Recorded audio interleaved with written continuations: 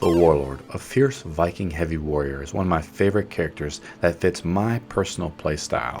In this video, I'm going to talk about some of the advanced tactics, strengths, weaknesses, deadly combos, and mix-ups that should help improve your gameplay if you play them, or if you want to know more about how to fight against. The Warlord is probably my favorite character based on his overwhelming strengths.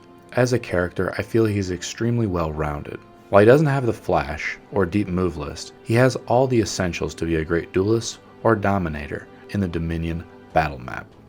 Some of his strengths are good speed or light attacks. Another nasty thing I try to do is just light attacks from the side positions if my enemy is just standing right in front of me. Just some light pokes. I suspect the enemies are trying to anticipate a guard break that I'm trying to do, and so to counter that, they don't do very much. They're just standing there. They're trying to anticipate it so they can guard break. And when they guard break, they get plus frames so they can try to counterattack me.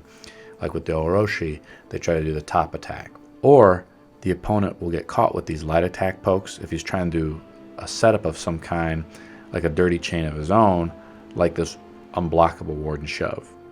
Or if he's also trying to guard break me as well, the light attack will interrupt his guard break attempt. Another strength of the Warlord is executing Unbreakable stance heavy attacks. This is a great way to trade attacks with opponents, and you get a heavy off on the opponent. It's a counterattack heavy, but they also counterattack you in the process. So if you're ahead in HP in the match or against an opponent in a one-on-one, you can often throw a heavy attack to finish them off. If they're really low, you get an execute. The Warlord also has a nice HP pool. Being a heavy, he has 5.25 bars. If you didn't know, they have this really amazing Unblockable Headbutt, which crushes turtlers. Turtlers like to block, react, and counterattack you. The Headbutt counters most of this behavior and puts you in the seat as the aggressor in the match. The Warlord also has these bombastic shoves that lead to one-shots, similar to the Lawbringer. I already did a video on the Lawbringer. You can check it out in the link in the description or at the end of the video. The Warlord has amazing blocking, which can lead to counterattacks. You have this all block stance, which can lead you to do a heavy attack that I will talk about in a bit, or a guaranteed light attack.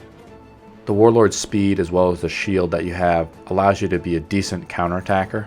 The Warlord is a rage quitter inducer. I can't tell you how many times kids have rage quit against me, and it brings a tear of joy to my eye every time. Again, fighting turtlers can be frustrating, and well, since you have an unbreakable stance, heavy gap closer that leads into an unblockable and then a free stab, this helps you fight against the turtlers.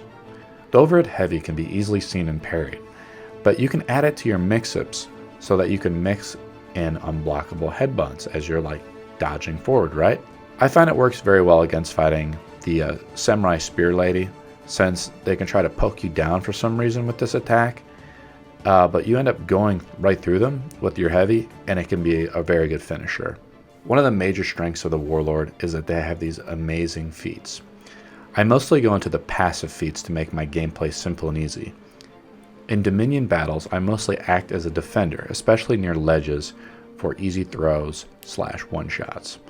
I hang out near the rim of the zone so I can still get renown points, or headbutt push an opponent to still get HP back from the zone heal itself. My feats that I always pretty much pick are deadly. It's a passive attack damage. It already makes you even more OP, and it's a great synergy with your other mid to late game feats. I choose Flesh Wound. 'Tis just a flesh wound. It increases your damage resistance and makes you more invincible. You get a small shield icon above your character to see this. It helps fighting in 1v2s. Then I get Tough as Nails. It raises my max health. This is super OP. This is the 3rd tier feat, and it gives me a full 8 bars of health. Think about that. It's a lot of health. Plus, I have the increased damage reduction from the previous feat, Flesh Wound, so it is even more OP. So you have to get through the 8 bars of health plus the damage reduction. That's not like we're in an elimination where I pick up, the shield icon as well. And since I'm mostly defending nodes with the Warlord and Domination match, he can regenerate the full 8 bars of health as well. This ability is super insane and basically makes you extremely hard to kill. With other passives, it is like someone has to almost kill 3 assassins to beat the same HP pool.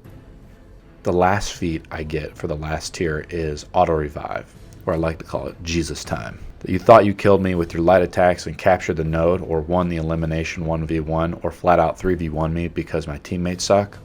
Think again.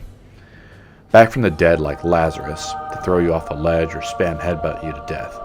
With this feat, I come back to full HP with all those passive buffs we just talked about from my other feats. This won't work if you die from an execution or being thrown off the ledge.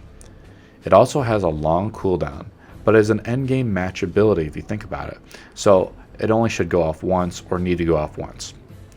Once you get it, the game is pretty much over in my opinion, because opponents will have to go through 16 bars of health.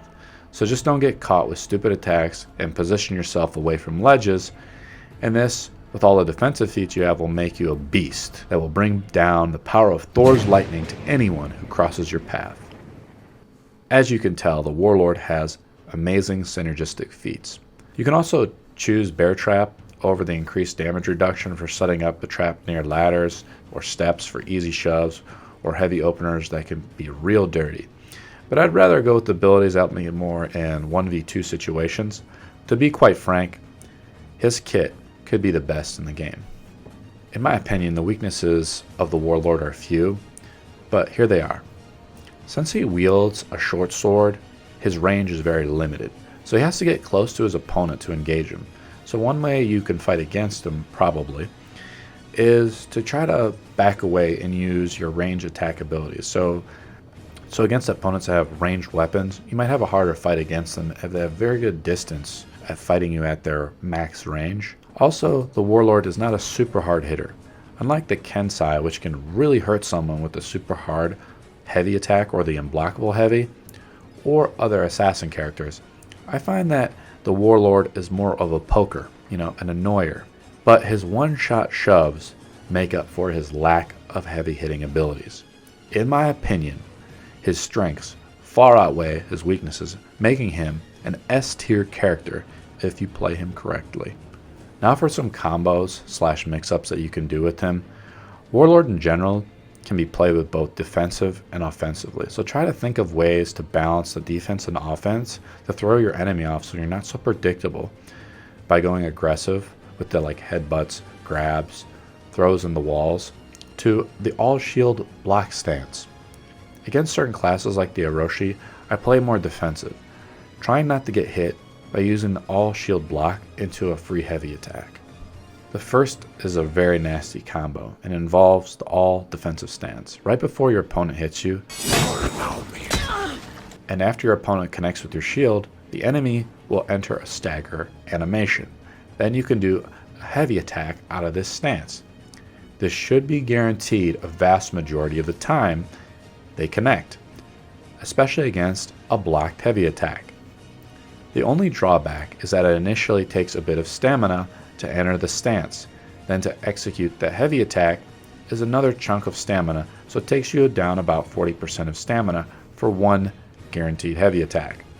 But since you guard from all positions, it's great from fighting against any unpredictable attack, like the Warden's quick attack, or the sidestep dodge attacks that a lot of assassins do. It will also connect on light attacks sometimes, or if your opponent does anything after the stagger animation, because the heavy attack is already out and ready to connect. The attack always comes from your left, I believe, so if they don't do an attack from that side, they'll have to switch stances over there, which is probably another reason why your heavy attack connects so well from using this tactic. In other words, if they attack from your left, do the headbutt light attack, or just light attack after the all guard block. Headbutt light attack combo will use more stamina but end up pushing them back. This kind of puts you in a more defensive posture and allows you to guard break easier as well when you're in this all guard stance. If the opponent doesn't do anything after this stance, you can do the unblockable headbutt. If he breaks away, you reset the fight. For some reason, I don't know if it's because the headbutt itself is super OP, but if your enemy gets low enough HP, you can just chain headbutt light attack spam him to death. A lot of assassins love to back dodge, and this catches them, because essentially you are front dodging to catch up to their back dodge. The way I've seen it countered is with this Orochi here, and they do this top light attack, which gives them the plus frames, and almost every time this top attack connects, they go into a guard break, where they try to do a guaranteed heavy attack after a successful grab. Like in the Lawbringer video, I talked about some of the guard break basics, how most of the time you can just get a standing heavy attack. Well, with the Warlord, your guard break guarantees an overhead heavy. And that's all you can do. You can't do the side attack heavies. They're not guaranteed. But you can try to mix it up after that top heavy attack with light attacks to either side if you want to. That's what I would recommend if you want to do more of a mix-up. But just appreciate the damage that you get out of a guard break. If you do a side heavy after the guard break, it's not guaranteed. A guard break to wall shove is great. You can get any directional heavy, then try to do a light attack afterwards, which is difficult to block. Another powerful combo, if you can call it this, is just spam headbutting your opponent off the cliff. Dirty, yes. Winning, yes. Did you think the headbutt was dirty? Well, it is dirty. A very dirty attack. But it's even more powerful when you're in revenge mode. When you're in revenge mode, it leads to an automatic knockdown when it connects. And you know how easy it is to connect the headbutt. It's very hard to get out of. So it leads to an automatic knockdown, which can be comboed with the flying heavy headbutt combo again, which leads to another knockdown. This is a sick and dirty combo if you get ganged up a lot in 2v1s. So think about working on your revenge gear and using this ability, and you can try to go around it by using the all guard stance to try to create the distance you need to get the headbutt attack off against two opponents. I hope this video helped you discover some hidden gems within one of the most powerful characters in For Honor. While people will think you're annoying, maybe even boring, he has an extremely great feat combination which makes him almost invincible in mid to late game. He's also great defensively, and he's able to bust through turtlers with his quick unblockable headbutt and unbreakable heavy stance. I hope you enjoyed this video. Like, subscribe, and if you have any tips of your own to share, feel free to leave it in the comments below. And I'll see you in the next video.